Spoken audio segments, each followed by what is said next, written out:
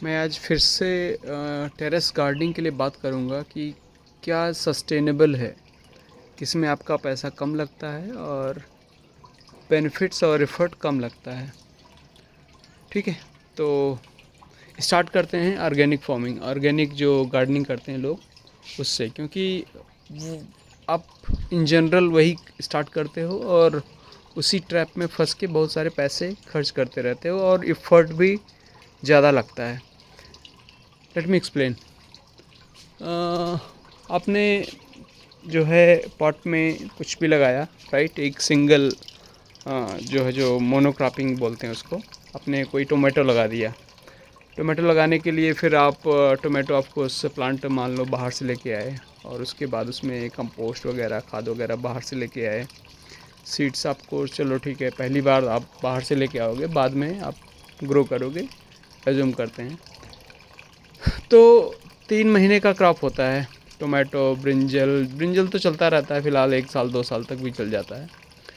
लेकिन अभी क्या है कि ये इसमें जब आप हर एवरी 3 मंथ में लगभग आप उसमें फिर से आपको कंपोस्ट की ज़रूरत पड़ती है, राइट। अपने कंपोस्ट फिर से मार्केट से लेके आना है और डालना है।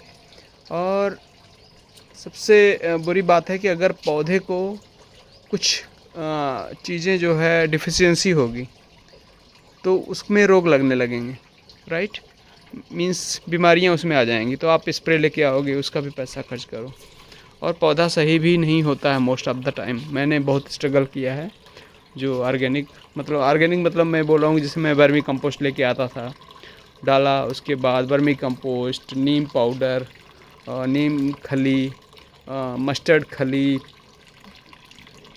बेवेरिया बेसियाना, दिस दैट, बहुत सारा ये सब ऑर्गेनिक जो चोचले हैं मैं बहुत करता था। और पूरा एंड ऑफ द रिज़ल्ट मैंने 1 ईयर एटलीस्ट 1 से 2 साल तक लिटरली मेरा हाल ये हो गया था कि मैं एक छोटा सा, एक तो मेरे पास वो था क्योंकि मुझे आइडिया नहीं था कि स्प्रेयर भी मेरे पास छोटा 1 लीटर वाला था, तो पूरा लेके एकदम पूरा एक बीन से पूरा उसको कीड़े निकालता था, धुलता था और दूसरे दिन आता था तो फिर वही हाल। तो कुल मिला के स्ट्रगल बहुत ज़्यादा हुआ और बेनिफिट जो है कुछ भी नहीं मिला और हमने पैसे खूब खर्च किए। तो अब हम बात करते हैं कि हमें करना क्या है। तो let's start with the natural gardening. The concept is कि नेचर कैसे ग्रो करता है पौधों को। Just try to understand that jungle model. जंगल में कोई जो है देता नहीं है कुछ, राइट, कोई कंपोस्टिंग नहीं करता, कोई स्प्रे नहीं करता, लेकिन पौधे जो है एकदम हेल्दी रहते हैं। अब बोलोगे कि वहाँ पे वेजिटेबल्स प्लांट नहीं होते हैं, दैट इज़ ट्रू। वहाँ पे बड़े प्लांट होते हैं, बड़े प्लांट के नीचे छोटे प्लांट होते हैं और उसमें नीचे उनकी जो पत्तियाँ गिरती हैं वो कंपोस्ट बनती रहती हैं, वो खाते रहते हैं, वो निकलता रहता है। मतलब वो ऐसे चलता है तुम्हारा नेचुरल साइकिल। लेकिन अपने को प्रोडक्शन थोड़ा सा ज़्यादा लेना है इसमें, राइट। तो ज़्यादा लेने के लिए देखो, अगर हम सेम मॉडल फॉलो करेंगे तो of course the kind of nature will continue.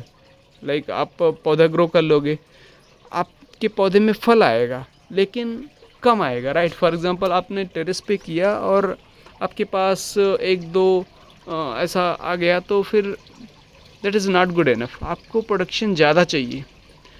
अब बात आती है प्रोडक्शन ज़्यादा चाहिए तो फिर क्या कर सकते हैं।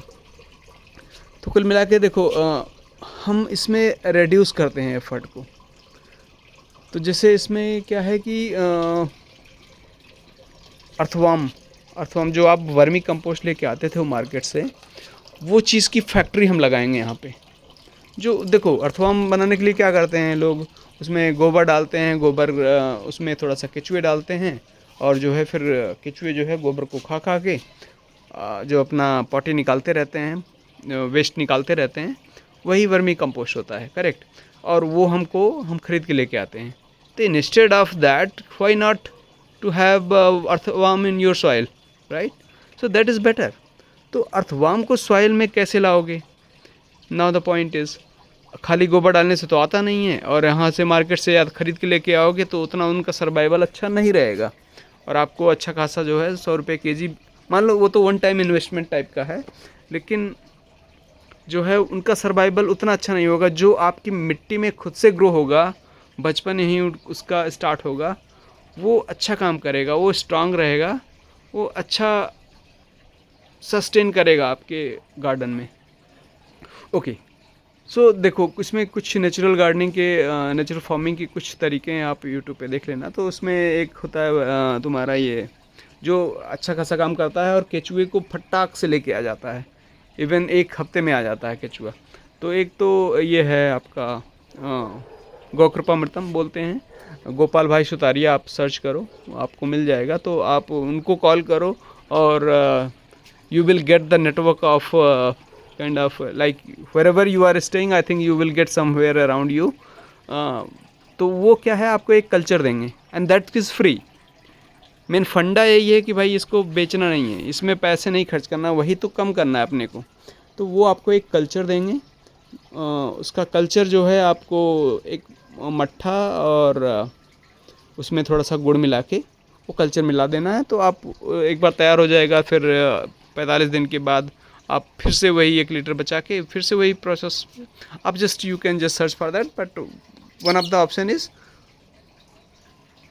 This one Gaukripamritam and the other option is Jeevamrut. अगर आपके पास गाय है या देसी काऊ है, अच्छा देसी काऊ है तो उसका गोबर, गौमूत्र, गुड़ और बेसन, ये फंडा है। आजकल कुछ लोग चीनी बना के भी बता रहे हैं, आई डोंट नो कितना काम करता है। और चीनी में केमिकल मतलब वो डिस्ट्रॉय हो जाता है वो बनाने के बाद कल्चर की नहीं, क्योंकि पता नहीं, उसका एक्सपेरिमेंट मैंने नहीं किया है। ओके, तो जीवामृत और या तो मेन फंडा है कि आपको अर्थवार्म लाना है अपने इसमें, और उसमें आप डालोगे तो आ जाएगा। इसमें गौकृपामृतम तो बहुत तेज़ काम करता है, फटाक से 1 हफ्ते में 1 हफ्ते में आ जाता है। और सबसे अच्छी बात है कि अगर आप सिटी में रहते हो तो इसमें पंगा कम है, आपको गोबर गौमूत्र ऐसा ढूंढने की ज़रूरत नहीं है, ये आपके पास ही कल्चर रहेगा और आप उसको जो है अच्छे मतलब अच्छा खासा आप उसको बना सकते हो। आई थिंक ईजियर देन जीवामृत। जीवामृत अगर बना सकते हो, आपके पास काऊ है, तो I think that is best. तो पहली बार डालोगे तो आपका वर्मी कंपोस्ट ये जो है तुम्हारा फैक्ट्री बन जाएगी। हमारे इसमें केचुए खूब हैं अच्छे खासे। और दूसरा फंडा है कि आपकी मिट्टी नेकेड नहीं रहनी चाहिए, नंगी नहीं रहनी चाहिए। नेचुरल फार्मिंग का दूसरा कॉन्सेप्ट जिसको बोलते हैं आच्छादन, मल्चिंग। ये देखो पूरा बहुत ज़्यादा जगह तो नहीं है इसमें, हमने जो है इसमें आप देखोगे पूरा इसको बोलते हैं डेड मल्चिंग, यानी लीफ वगैरह जो मर चुकी हैं उनकी हमने एकदम मल्चिंग कर रखा है इसमें, देखो। और एक होता है लाइव मल्चिंग। लाइव मल्चिंग क्या होता है कि जैसे ये पौधा है, देखो पौधे के साथ में हमने एक मेथी लगा दिया। अब मेथी बड़ी होगी तो ये मेथी पूरा मिट्टी को कवर कर लेगी। कुल मिला के मिट्टी को कवर करना है आपको, चाहे तुम लाइव प्लांट से करो चाहे डेड लीफ से करो, राइट। तो डेड मल्चिंग, लाइव मल्चिंग। सो अगर आपके पास आप कुछ उसमें ग्रो कर रहे हो, that is best option, right. यहाँ पे हमने ये भी ले लिया और ये भी मिलेगा हमको साथ में।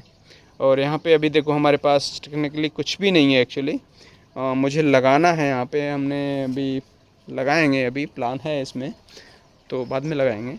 तो कुल मिला के आप लाइव करो तो आप प्रोडक्शन भी ले लोगे। और देखो होता क्या है ना, जैसे तुम्हारा जो बड़ी फील्ड होती है 1 एकड़ 2 एकड़ 3 एकड़, तो उसमें मे बी जो है आप सब जगह कुछ न कुछ नहीं लगा पाते हो। तो इन दैट केस जो पत्तियाँ जो वेस्ट है वही आप यहाँ पे कर दो, डाल दो काट के। कुल मिला के देखो ये नेचुरल फार्मिंग का फंडा ये समझ लो कि आपका जो टेरेस से कोई भी वेस्ट बाहर नहीं जाना चाहिए। बाहर मतलब यहाँ से बाहर सिर्फ प्रोडक्शन जाना चाहिए। यहाँ से हमने फ्लावर प्लग किया, यहाँ से हमने बीन्स प्लग किया, यहाँ से हमने गोभी प्लग किया, या यहाँ पे कुछ भी हार्वेस्ट है तुम्हारा, बस उसके अलावा बाहर कुछ भी नहीं जाना चाहिए। जो भी वेस्ट है इसका, जो भी पत्तियाँ हैं, स्टेम्स, सब इसमें डाल दो सारे। अगर स्टेम्स बहुत मोटे हैं, समटाइम्स होता क्या है कि ये स्टेम्स जो है अभी देखो बहुत टाइट हो गया और ये डिकम्पोज नहीं होगा जल्दी से, राइट। ये देखो ये वाला, और कभी कभी टोमेटो का भी ऐसा हो जाता है, बड़ा बड़ा मोटा हो जाता है। और जिससे तुम्हारे पास कुछ मान लो तो आपने बड़े प्लांट भी लगा रखे हैं, उसकी स्टेम्स मोटी हो जाती हैं, तो उस केस में आप उसको कट करके थोड़ा मतलब आप कैसे बर्न करोगे, यू जस्ट ट्राई। छत पे ऐसा मत बर्न कर दो कि आपके छत ख़राब हो जाए। तो उसको कुल मिला के बर्न कर दो, बर्न करके उसका जो है राख डाल दो, ठीक है। तो कुल मिला के वेस्ट कोई भी बाहर नहीं जाना चाहिए। तो बस सिंपल फंडा है यही, और आप इसको फॉलो करोगे तो आपका जो है इनपुट कम हो जाएगा, लेबर आपका कम हो जाएगा। जैसे देखो आप मेरी छत में आप देखोगे तो आपको एक भी वीड्स नहीं दिखेगा, पूरा मल्चिंग। देखो मिट्टी कवर है, तो पहली बात तो एक तुम्हारे जो माइक्रोब्स होते हैं मिट्टी को जो है उपजाऊ बनाते हैं, उनके लिए एक अच्छा खासा इन्वायरमेंट मिलता है। कुछ ऑर्गेनिक फार्मिंग में फंडा एकदम अलग है, एकदम क्लीन करके रखेंगे और उसके बाद धूप सीधे पड़ेगी, जो भी आपने पानी डाला होगा फटाक से उड़ जाएगा, जो भी तुम्हारे माइक्रोबियल एक्टिविटीज़ हैं वो कम हो जाएंगी। धूल में माइक्रोबियल एक्टिविटीज़ नहीं होती हैं, सिंपल सी बात है। तो आप उसमें इंस्टेंट फूड्स वगैरह टाइप का आप लिक्विड वगैरह दोगे तो पौधा ज़िंदा रहेगा, चलेगा खूब जो है, लेकिन उसमें ये माइक्रोबियल एक्टिविटीज़ नहीं होगी और आपको वो इनपुट बार बार डालना पड़ेगा, बार बार डालना पड़ेगा। अब इसमें क्या है कि आपने पूरा एक आपकी लाइव मिट्टी बना दिया, आपने मिट्टी को ज़िंदा कर दिया, तो ये आपका ओवर द टाइम अच्छी और अच्छी और अच्छी होती चली जाएगी।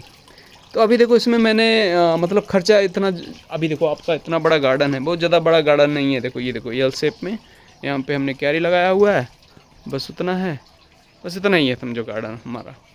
अब इसमें इनपुट हम क्या डालते हैं, कुछ भी नहीं। हाँ नर्सरी हम जाते हैं तो अभी क्या कि हमारे पास प्लांट तैयार नहीं थे, तो प्लांट लेके आ गए 80 रुपये का, 50 रुपये का, आपके बेस्ड ऑन आपको 100 रुपये के अंदर जो है आपका पूरा गार्डन भर जाएगा। और ये तुम्हारा कद्दू वद्दू बहुत सारे पहले से है, तो कुल मिला के आप एक बार करते हो तो जो है होता रहता है। उसी सीड जो है आप हम मेंटेन नहीं करते ना, हम जैसे इसी का सीड अभी जो है नहीं रखे, ये पिछले साल का है फिलहाल, ये वन टाइम वाला ही है, खाली ये विंटर में ही आता है सबसे बड़ी बात। लेकिन मैंने इसीलिए इसको प्रिजर्व करके रखा है संभाल के। देखो अभी बहुत सारे हो गए हैं फिलहाल, ये मैरीगोल्ड आएंगे। तो कुल मिला के अपना इफ़र्ट इसमें एकदम कम है। अरे बाप रे, मैंने यहाँ पे पानी चला के मैं भूल गया। ये देखो पानी यहाँ पे क्या है कि यहाँ पे हमने, हाँ दूसरी बात मैं बात करता हूँ, इसको मैं बंद कर देता हूँ पहले जो है, मैं थोड़ा सा इसको जब से क्यारी में एडवांटेज ये है कि आपने पाइप लगा दिया, आपने पूरा ये जो है आपका क्यारी जो है थोड़ा सा पानी से पूरा फिल हो गया, तो रहेगा होगा पूरा 1 हफ्ते तक 2 हफ्ते तक आपका मॉइस्चर अच्छा रहेगा, प्लांट चलता रहेगा, मरेगा तो है नहीं। क्योंकि उसमें ऑर्गेनिक फार्मिंग में क्या होता है, आप क्लीन करके रखते हो पौधा, आपने 1 हफ्ते अगर छोड़ दिया तो समझो गया, उसकी जान तो गई। जो भी बड़े पौधे हैं आपके, कम से कम जो बड़े पौधे में आपको बहुत तकलीफ़ होगी अगर वो मर जाएंगे, राइट। जिस छोटे पौधे मर गए वो जो है आपने कम एफर्ट डाला उसमें, वो चलेगा। लेकिन आपका बड़ा पौधा, जैसे मान लो आपने गुलाब लगाया हुआ है, रोज़ लगाया हुआ है, या तुम्हारा आपका कद्दू है, लौकी है, ऐसा आपका बड़ा पौधा आपने लगाया हुआ है मेहनत से, और 1 हफ्ते आप कहीं जो है नहीं कर पाए, इसमें पानी नहीं डाल पाए, तब तो वो तो गया, क्योंकि मॉइस्चर उसमें मेंटेन रह नहीं पाएगा। इसमें क्या है, इतना देखो इतना ज़बरदस्त मल्चिंग हो गई सपोज करो। अब यहाँ पे जो भी प्लांट है वो अच्छा खासा, यहाँ पे मैं दिखाता हूँ, ये तो फिलहाल मैंने काट के डाला हुआ है, मल्चिंग इतना मोटा नहीं करते हैं। ये देखो पूरा, ये तो यहाँ पे आपको देखो इसके नीचे जब हटाओगे ना तो पूरे माइक्रोबियल एक्टिविटीज़ तुमको दिखेंगी। डिकम्पोज़र हमारे बैठे होंगे उसमें, कर रहे होंगे ऑलरेडी। ठीक है, मैं 1 मिनट पॉज करता हूँ। ओके, तो अभी हम बात कर लेते हैं कि पॉट वर्सेस ये क्यारी टाइप का। अगर देखो आपके पास ऑप्शन है, आप जैसे आपका पर्सनल घर है तभी आप क्यारी बना पाओगे, राइट। नहीं तो आप जो हमने नेचुरल गार्डनिंग का, फार्मिंग का कॉन्सेप्ट बताया, आपको कहीं भी अप्लाई करो, आप एक पॉट में भी अप्लाई करो, राइट, वो चलेगा। तो पॉट सबसे अच्छा क्या होता है, क्योंकि कुछ लोग हमने देखा हुआ है, हमने ट्राई भी किया हुआ है, बहुत सारा ट्राई किया हमने, अच्छा खासा यूज़ किया हुआ है, और वी स्ट्रगल, राइट। लाइक हमको कुछ सस्टेनेबल चाहिए। देखो मेरा आइडिया है कि कुछ भी चीज़ हो जो एक बार यूज़ करो और फिर लाइफ टाइम चलता रहे। ऐसा नहीं है कि आज लगाया और अगले साल जो है फिर से वही पॉट बनाने लगे आप। तो क्या है कि जिससे मान लो बैग हमने लिया, जिसमें वर्मी कंपोस्ट आया, वही बैग हमने लेके बना लिया, उसी में थोड़ा सा मिट्टी डाली, मिलाया, और जो है उसी में हमने एक पौधा लगा दिया। तो क्या है कि जिससे मान लो आपने छत पे धूप में रखा हुआ, क्योंकि सब्जियां देखो उनको स्पेशली धूप अच्छी चाहिए होती है, बाकी सब कुछ सारे पौधों को ही धूप चाहिए होती है, इवन इंडोर प्लांट्स को भी धूप चाहिए होती है। नेचर में कुछ भी ऐसा नहीं बनाया हुआ है इंडोर, हम अपनी जो जिनकी सस्टेनेबिलिटी अच्छी खासी होती है वो हमने बना दिया है कि वो इंडोर प्लांट्स हैं। लेकिन नेचर जो है टेक्निकली सबको जो है धूप चाहिए होती है। उस पौधे को आप एक दिन धूप में रख दो महीने में, जो इंडोर प्लांट्स है, और उसके बाद उसकी ग्रोथ देखो, ज़बरदस्त होगी, राइट। तो हाँ, तो हम बात कर रहे थे पॉट की। तो पॉट जैसे तुम्हारा वो क्या है कि जैसे जो बैग है, वो कोई भी बैग जैसे तुम्हारा राइस बैग है उसमें आपने बनाया, तो क्या है कि धूप में रहते 1 साल में या 2 साल में, 1.5 साल में वो ख़राब हो जाता है धीरे धीरे पानी से, और फटाफट वो निकलने लगता है और मिट्टी में मिक्स होने लगता है। तो वो फिर क्या है कि फिर से आपको सेट करना पड़ेगा, दैट इज़ नॉट गुड। अब बात करते हैं प्लास्टिक पॉट की। तो प्लास्टिक पॉट देखो हल्का होता है अच्छा खासा, और ईज़िली इधर उधर आप ले जा सकते हो, कोई भी साइज़ का आप ख़रीद सकते हो। आपको तुम्हारा तो ये अच्छा होता है, लेकिन इसको भी लाइक 2-3 ईयर में जब आप इसको खींचते हो इधर उधर, देखो मूव नहीं करते हो तो ज़्यादा चलता है, और मूव करते हो तो ये देखो ये फट गया, टूट गया ना, ये टूट गया देखो। तो सारे पौधे जो कुरकुरे हो जाते हैं एकदम ही पूरा। अभी आपको शुरू में लगेगा नहीं कि अरे कोई प्रॉब्लम होगा 1-2 साल में, लेकिन होता है 100% जो है ये मरना ही मरना है, टूटना ही टूटना है अगर धूप में है और आपने उसको मूव किया। मूव नहीं कर रहे हो तो ज़्यादा चलेगा, वही 5 साल तक भी चल जाएगा और साथ चलता भी रहेगा मे बी। लेकिन प्रॉब्लम वही है कि धूप में इसकी जो है वो पूरा कुरकुरापन आ जाता है। तो एक कुछ फाइबर पॉट आता है, मैंने ट्राई नहीं किया है आई थिंक, लेकिन वो महंगा पड़ेगा। पॉइंट वो है। एक मिनट, ये पूरा फिल हो गया, इसको मैं थोड़ा वापस डाल देता हूँ। कभी कभी भर देते हैं ना तो पूरा जो है ये हमारा पानी जो निकल के इसमें बाहर भर जाता है पूरा। अब जिसे रखे हुए हैं सपोर्ट के लिए, यहाँ पे जो भी एक्स्ट्रा वाटर आता है इसमें पौधों में डालने के बाद रिस के उसको मैं वापस डाल देता हूँ। तो अभी क्या है कि पूरा फुल हो गया है क्यारी ऊपर से, तो बहुत ज़्यादा पानी निकल जाए, तो वापस फिर से डालेंगे इसको। एक मिनट।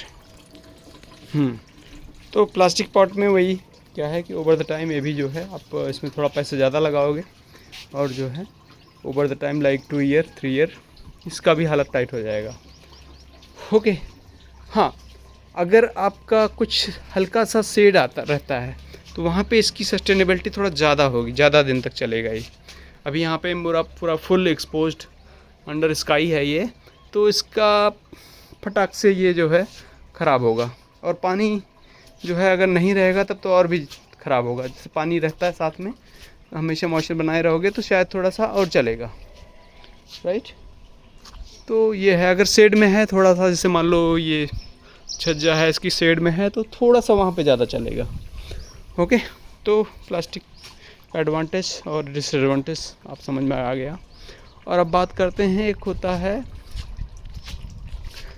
हाँ, तो हाँ सबसे बड़ी बात है कि जैसे आप प्लास्टिक का पॉट रखोगे और मान लो 1 फीट का है, 1 फीट इसकी हाइट है और विड्थ जो है लगभग 8 इंच होगी। तो इसमें क्या है कि आप बड़े पौधे नहीं लगा सकते। आई मीन लगाने को लगा सकते हो लेकिन प्रोडक्शन नहीं आएगा। जैसे मान लो इसमें टोमेटो लगा दिया आपने और जो है ब्रिंजल लगा दिया, तो क्या है कि इसमें आप जैसे ऑर्गेनिक फार्मिंग में बहुत लोग, क्योंकि क्या है कि वो सारे इनपुट बाहर से डालते हैं, मिट्टी में उतना वो नहीं है पावर। अभी जो है आप इतने डालोगे तो उसमें उतना पावर उसको नहीं दे पाएगा वो मिट्टी, या तो आपको बहुत सारा इनपुट डालना पड़ेगा।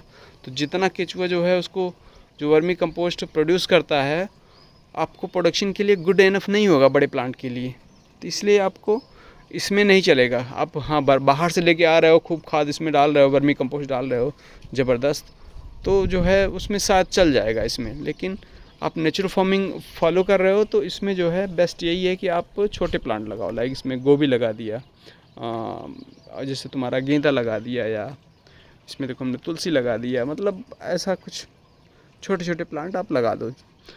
ओके, तो ये है और बड़े प्लांट जो है आपको उस बड़े पॉट में लगाओ तभी होगा अच्छे से, नहीं तो होने को तो होगा लेकिन वही 2-4 टोमेटो 2-4 ब्रिंजल मिलके ख़त्म, तो वो अच्छा नहीं रहेगा। ओके, तो अभी साइज़ की बात हम लोग कर रहे थे अभी, पहले इसके पहले लेट्स फिनिश द पॉट। हाँ, तो उसके पास एक अनदर ऑप्शन है मिट्टी वाला पॉट। मिट्टी वाला पॉट आपको थोड़ा सा हैवी पड़ेगा बट टूटता इजीली है, राइट। आपने थोड़ा इधर उधर किया, पट से निकल गया तो आपका ख़त्म। लेकिन सबसे अगर आप यूज़ कर सकते हो, you can get of different size. देखो साइज़ तो मैटर करता है कि आप उसमें क्या लगाने वाले हो। जैसे बड़ा प्लांट लगा रहे हो, आपको बहुत ज़्यादा दिन तक रखना है, जो प्लांट चलते रहते हैं year the year, better use करो कि आप बड़े ही पॉट यूज़ करो इसके लिए। फॉर एग्ज़ाम्पल आप रोज़ उसमें लगाओगे, आएगा, लेकिन उसमें उतना उसका प्रोडक्शन नहीं होगा। आने को आ जाएगा, एक अच्छा खासा आप बना सकते हो अगर आप मेंटेन करते हो तो आएगा, ऐसा नहीं है। लेकिन बेस्ट रिज़ल्ट आपको मिलेगा बड़े पॉट में ऑफ कोर्स, क्योंकि बड़ी मतलब उसके पास ज़्यादा जगह मिलेगी निकलने की, और ओवर द टाइम आपको थोड़ा सा इसका जो रूट बाउंडिंग होगा time over the time. For example इसमें आपने गुलाब लगाया, रोज़ लगाया, तो एक साल में क्या है कि पूरा रूट जो है फैल जाएगा, इसमें टच कर जाएगा आपको स्पॉट को, और पूरा फिर रूट घूम घूम के आपस में ऐसा रूट बाउंडिंग हो जाएगा। तो पौधे की ग्रोथ हो जाएगी, रुक जाएगी, और पौधे को फटाक से आप पानी डालोगे, नेक्स्ट डे ही जो है आप एकदम मुरझाया हुआ दिखेगा टाइप का। ये होता है, जिससे हमारे प्लांट्स इतने बड़े बड़े हैं ये, इनको हमें रेगुलर अभी पानी मॉइस्चर मेंटेन अगर नहीं करूं तो ये इनका रूट बाउंडिंग हो चुका है ऑलरेडी, पॉट बड़े हो चुके हैं, इनका सर्वाइवल जो है बहुत ख़त्म हो जाता है लगभग। तो इसलिए आपका बड़ा पॉट है तो आपको 2 ईयर में भी आपको रूट बाउंडिंग होगा, तो आपको अच्छा खासा टाइम मिल जाएगा, और 2 साल के बाद आराम से आप जो है उसको रूट बाउंडिंग उसका फिक्स कर सकते हो। अगर आप एक साल में ही सारे करने लगोगे तो फिर आपका एफर्ट ज़्यादा हो जाएगा, राइट। ओके, मिट्टी का पॉट सबसे बेस्ट होता है in terms of kind of इसमें जब धूप वगैरह पड़ती है तो उतना जो है इसका मतलब ये मेंटेन रखता है। जैसे तुम्हारा ये प्लास्टिक वाला पॉट क्या है, साइड से पूरा यहाँ से साइड से जो है पूरा छोड़ देता है मिट्टी को, पौधा बीच में और पॉट अलग। तो पानी जब डालोगे तो इस साइड से इसे नीचे डाल के निकल जाएगा, उसमें रुकता ही नहीं। उसमें क्या है कि अच्छा खासा मॉइस्चर रहता है, ब्रीदेबल होता है बाहर से जो है, तो उसमें रिज़ल्ट अच्छा आएगा आपको। तो ये है, मिट्टी का पॉट सबसे बेस्ट है, और सबसे अच्छी बात है कि ओवर द टाइम 100 ईयर आप रखे रहो, आपको घूम उसको इधर उधर मूव करोगे तब टूटेगा, नहीं तो वो धूप से तो नहीं ख़राब होगा, करेक्ट। तो ये एडवांटेज है, तो बेस्ट ऑप्शन तो है वो। हाँ, लेकिन आपको मैंने बोला कि जो छोटे पॉट्स होते हैं उसमें चैलेंजेस होते हैं, इवन छोटे, लेट्स टॉक अबाउट बड़े पॉट आल्सो। इसमें भी आपको रिज़ल्ट जो है, अब जैसे मान लो आपको बड़े लगाने हैं, जैसे जो तुम्हारी बेलदार लगाने, जैसे लौकी है, कद्दू है, जो ये बेल है ना, ये देखो लंबी सी वाइन आ गई है इधर, यहाँ तक आई है हमारे कद्दू की। ये देखो कद्दू यहाँ से स्टार्ट हुआ है, एक ही पेड़ है, और ये देखो पूरा यहाँ से ऐसा घूमता हुआ वहाँ तक गया है, राइट। एक ही पेड़ हमारे लिए गुड इनफ होगा, अगर आ गया तो हमको और ज़रूरत नहीं पड़ेगी। एक ही कद्दू और एक ही लौकी आपके लिए गुड इनफ हो जाएगी, राइट। तो कुल मिला के अगर आपको ये लेना है बड़े प्लांट, इसमें क्योंकि हाई फीडिंग होते हैं और इनकी रूट जो है थोड़ा हॉरिजॉन्टली ऐसे ज़्यादा जाती हैं, राइट। तो इनको आप अगर इसमें लगाओगे तो लगाने को लगे तो सारे प्लांट जाते हैं, आम का पेड़ लग जाएगा इसमें, लेकिन प्रोडक्शन कितना आएगा, नहीं आएगा। तो इसलिए मैंने जो है क्योंकि सारे पॉट्स में कुछ चैलेंजेस था, तो हमारे पास ऑप्शन था, तो हमने क्या है बेस्ट ये बनाओ लो क्यारी का रिज़ल्ट मुझे काफ़ी अच्छा लगा। मैं कुछ में बेच नहीं रहा हूँ, तो आप मुझ पे ट्रस्ट कर सकते हो, राइट। तो ये बहुत सही है इस मामले में, क्योंकि क्या है कि इसमें पूरी क्यारी आपस में कनेक्टेड है। एक जगह आपने डाला तो उसका मॉइस्चर जो है थोड़ा सा मेंटेन इधर उधर आजू बाजू में रहेगा। उसी तरह से जब प्लांट का रूट भी जाएगा, आल्दो आपने बहुत सारे प्लांट देखो इसमें घुसे हुए हैं एक दूसरे में, लेकिन फिर भी वो जो है उनका सर्वाइवल अच्छा रहता है। एक प्लांट दूसरे प्लांट के लिए शेड का काम करता है, रूट्स भी आपस में टच हैं, वो एक दूसरे का खाना नहीं छीन रही हैं, हेल्प ही करती हैं अक्सर, ठीक है। आप खाने के लिए जो है बाकी आपने व्यवस्था कर दी है, केचुआ खाएगा, खाद बनाएगा, आपके पौधे को मिलता रहेगा रेगुलरली। आपको कुछ नहीं करना उसके लिए, आपको खाद बाहर से नहीं लेके आना है, आपको स्प्रे भी नहीं लाना है। देखो अगर आप ये कॉकरपामतम यूज़ कर रहे हो तो वही खाद का भी काम करता है, वही स्प्रे का भी काम करता है, सब कुछ A to Z वही करता है, वही आप डालो, आपको कुछ भी डालने की ज़रूरत ही नहीं पड़ेगी। ओके, तो बस आप इसमें जो है सिंपल ये फंडा फॉलो करो, तो इसमें आपको बाहर से इनपुट डालने की ज़रूरत। जैसे अभी हमारे केस में क्या है कि खाली मुझे लग रहा है प्लांट ही बाहर से लेके आए एक बार। अभी जैसे हल्दी है, हल्दी दोबारा अब मार्केट से हमको लाने की ज़रूरत ही नहीं, काली हल्दी हमारी रेडी हो गई।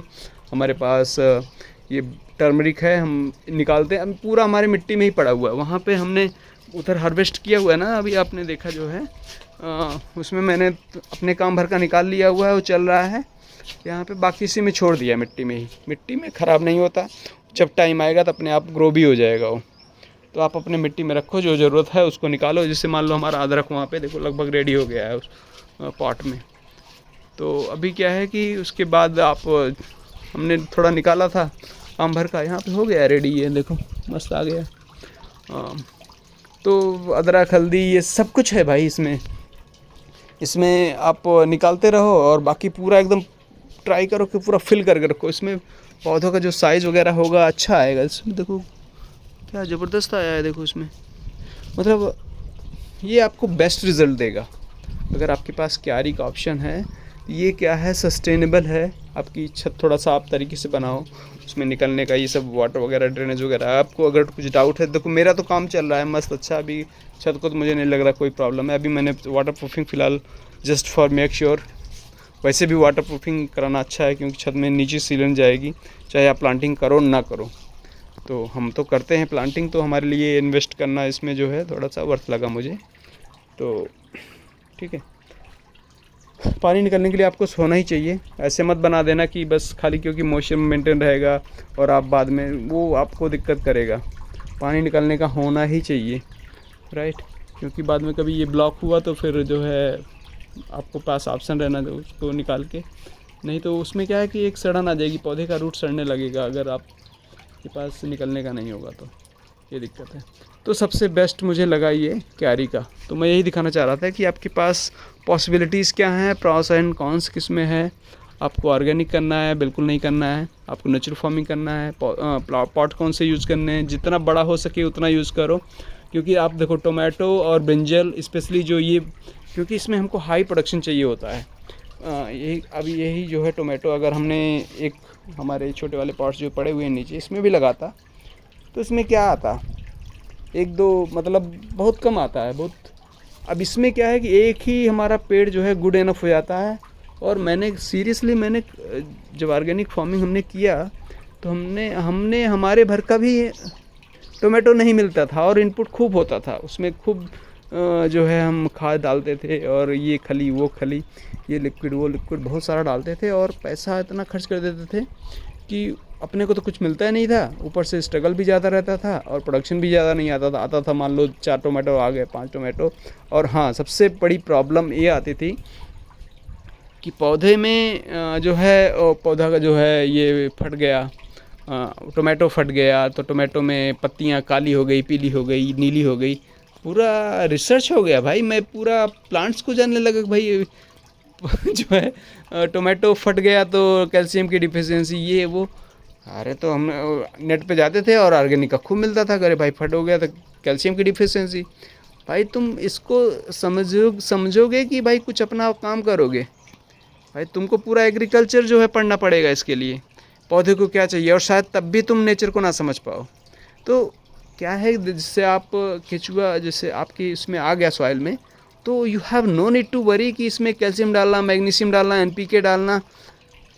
It will give everything the plants needs, और प्लांट वो सारी चीज़ें उससे ले लेगा जो उसको चाहिए होता है।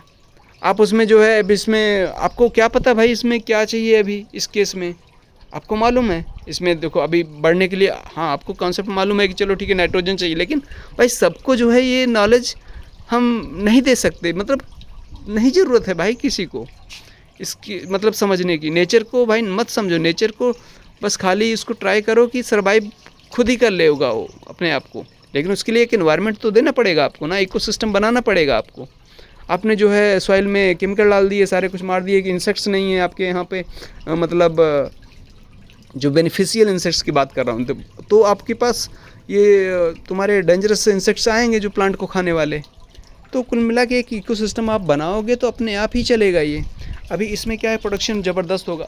हाँ, तो मैं वही बोल रहा था कि इसमें तो मेरे भर का भी नहीं हो रहा था टोमेटो, जब मैंने लगाया था ऑर्गेनिक फार्मिंग टाइप का करता था। लेकिन जब मैंने नेचुरल फार्मिंग प्रैक्टिसेस फॉलो करना शुरू करा तो क्या है कि सीरियसली मैंने अपने लिटरली अपने नाइबर्स को खूब दिया टोमेटो, खूब दिया टोमेटो, मिर्ची तक भी दिया, मिर्ची भी दिया। तो टोमेटो और मिर्ची क्योंकि बहुत छोटी छोटी, हाँ ब्रिंजल तो भूल ही जाओ, मतलब एकदम ज़बरदस्त। और इसमें इतने सारे जो है, हमने कभी ये भी नहीं सोचा था कि ये जो बेल वाली फसल, ये जो तुरई होती है, तुरई तो भाई एकदम टायर्ड हो गए हमारे नाइबर्स खा खा के। अब मैं खुद नहीं खाता। अभी यहाँ पे देखो, ये मैंने निकाल दिया प्लांट अभी इस बार। ये देखो तुरई है ना, ये तुरई का प्लांट ही है। ये देखो तुरई लगी हुई है, ये देखो बड़ा बड़ा लगा हुआ है, आप देख सकते हो। वहाँ पे बेकार हो गया, देखो वहाँ पे, ये देखो तुरई। तो कुल मिला के अपने पास इतना है कि ये सब सारी चीज़ें बेकार हो रही हैं, और मतलब मैं थक गया हूँ खा खा के। तो अभी जो है इसको निकाला है, यहाँ पे देखो फ्रेश जो है, ये थोड़ा सा है, एक प्लांट मैंने रखा हुआ है, बाकी पूरा निकाल दिया है। तो अभी क्या है, क्योंकि ये हाई फीडिंग होते हैं तो थोड़ा सा आपको एक बैलेंस रखना पड़ेगा कि जो है ज़्यादा हाई फीडिंग वाले रखोगे तो फिर आपको उसमें प्लांट में आपको बराबर जो है, हाँ देखो जैसे मैंने बोला ना, इसमें गौ कृपामृतम आप डालोगे तो गुड इनफ है आपका, ये डिकम्पोज होता रहेगा, केचुए इसको खाते रहेंगे और आपका ये सर्वाइवल चलता रहेगा। लेकिन सपोज़ करो आपको इसमें हाई ज़बरदस्त इनपुट चाहिए, पूरा एकदम लगा हुआ है, और आपने 4-5 बेलें लगा रखी हैं आपका कम एरिया में, और प्रोडक्शन भी खूब चाहिए आपको, तो आपको फिर इनपुट थोड़ा सा एफर्ट और डालना पड़ेगा उसकी। देखो अभी के लिए, अभी तक के लिए आपने क्या किया, खाली गौ कृपामृतम डाला हुआ है, और बाकी इसमें थोड़ा सा आपने मॉर्निंग में या कभी भी आप इसमें मॉइस्चर मेंटेन किए हुए हैं। मॉइस्चर मेंटेन करने के लिए भी आपको इंटरवल आपका कम हो गया। ऑर्गेनिक फार्मिंग में अगर आपने महीने में 4 बार, महीने में 20 टाइम्स आपने डाला लगभग, उसमें हर अल्टरनेट डे पे तो आपको डालना ही पड़ेगा मुझे लगता है। और इसमें आपको भाई महीने में जो है लिटरली उसका जो है आप डिवाइड बाय 3 कर दो। अगर उसमें 20 टाइम डालते हो तो इसमें आप जो है ज़्यादा से ज़्यादा आपका 5-6 बार डालोगे तो गुड इनफ है। मॉइस्चर उतना उससे अच्छा मेंटेन रहेगा, सब कुछ जो है सस्टेनेबल रहेगा। अरे बाप रे, ये टोमेटो भी पक गया है, मस्त सही है। ओके, तो सस्टेनेबिलिटी के मामले में ये बेस्ट है, आपका प्रोडक्शन अच्छा रहेगा।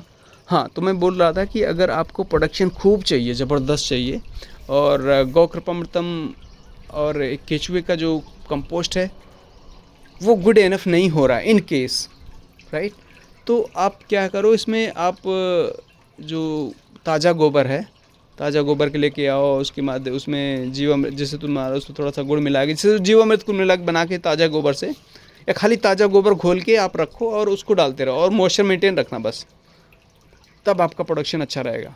हाँ, आप अभी क्योंकि जो हमारे जो है एक हम जो फॉलो करते हैं नेचुरल फार्मिंग के संकल्प शर्मा जी को इंटरनेट पे, तो वो उन्होंने ही बताया हुआ है ये सब जो है ताज़ा गोबर कैसे काम करता है अच्छे से। तो चक्कर क्या है कि आपने मॉइस्चर मेंटेन रखा हुआ है और ताज़ा गोबर खूब अच्छे से काम करता है। जो ये हम लेके आते हैं तुम्हारा जो सूखा हुआ गोबर, देखो काम करता है वो, लेकिन उससे अच्छा ताज़ा गोबर इसलिए काम करेगा कि उसमें जो भी है ना, सब कुछ जो प्रॉब्लम अगर आपने मॉइस्चर मेंटेन करके रखा हुआ है तो वो एकदम फ्रेश है, वो उसमें सारी चीज़ें रिजर्व्ड हैं और मतलब ख़त्म नहीं हुई हैं, वो आपको पूरे प्लांट्स को मिलता रहेगा ओवर द टाइम। अगर वही आप सूखा गोबर क्या होता है, सनलाइट में रखते हैं, चीज़ें उसमें से निकल जाती हैं, उड़ जाती हैं, तो उसमें आपका जो उसका जो वैल्यू है ना, जो कंपोस्ट की जो वैल्यू है उसका आपको 50% मिलता है। तो वही ताज़ा गोबर आप लेके आओ, घोल के रखो और उसको डालते रहो, ज़बरदस्त जो है केचुए एकदम खा खा के एकदम मस्त हो जाएंगे, अच्छा और काम करेंगे। तो कुल मिला के बस गोबर जो है लेके आओ, एकदम फ्रेश लेके आओ अभी, क्योंकि वो सूखा वाला लाने में जो है हो सकता है आपको जो है ज़्यादा महंगा मिले। मुझे लगता है कि फ्रेश वाला जो है सस्ता मिल जाएगा। तो अगर आपके पास गाय है तो बेस्ट ही ऑप्शन है फिर तो ये है एडवांटेज। और नो से नो, डेफिनेटली नो भाई, स्ट्रगल कर जाओगे और आपके पास पैसा भी है तब भी जो है वो सस्टेनेबल नहीं होगा, क्योंकि आपके पास सपोज करो अच्छा खासा पैसा है, आपको doesn't matter, money doesn't matter, लेकिन फिर भी आप ऑर्गेनिक फार्मिंग कर रहे हो तो क्या है कि तुम्हारी मिट्टी एक्सपोज्ड है, पूरा आपने पूरा एकदम नीट एंड क्लीन रखा हुआ है।